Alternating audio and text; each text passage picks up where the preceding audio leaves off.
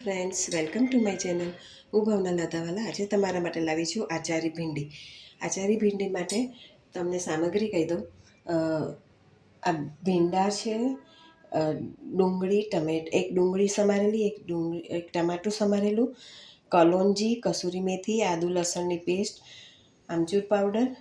આ આચારી મસાલો બનાવવા માટે લાલ સૂકા મરચાં, 1 ચમચી મેથી, અડધી ચમચી રઈ, વલિયારી 1 ચમચી અને 1 ચમચી કલોંજી અને તેલ અને આ બધા મસાલા.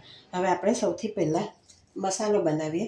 એના માટે આચારી મસાલો બનાવવા માટે આ બધું જે છે લીધું છે. મેથી, કલોંજી, વલિયારી રઈ અને સૂકા મરચાં લાલ, એ બધું શેકી કાઢીએ અને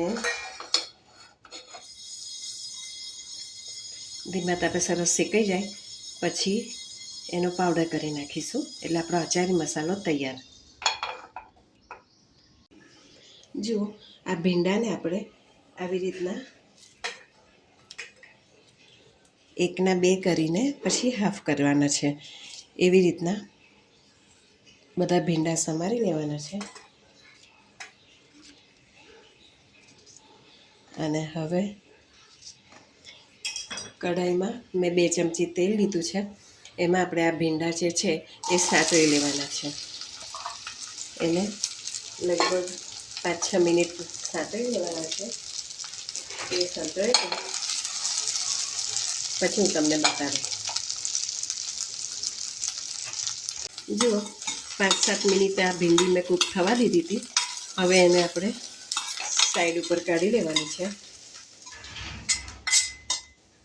પછી ફરી એ જ કઢાઈમાં 2-3 ચમચી તેલ લઈને એમાં વઘારમાં ચપટી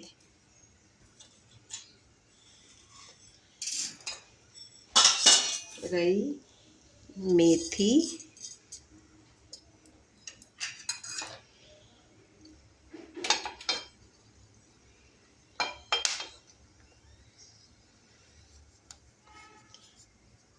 કલોંજી અને વલિયારી. બસ એટલું વઘારમાં નાખી દેવાનું છે. પછી એમાં ડુંગળી 1 જેવી સમારેલી નાખવાની છે.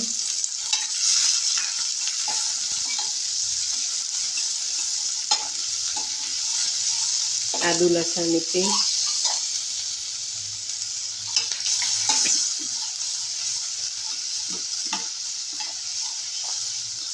આ 2 મિનિટ સંતળાય પછી એમાં 1 ઝીણું સમારેલું ટામેટું નાખવાનું છે.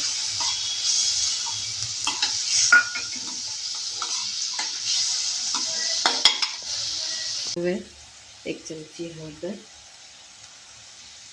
1 ચમચી લાલ મરચું અને ધાણા જીરું, આ બધું નાખીને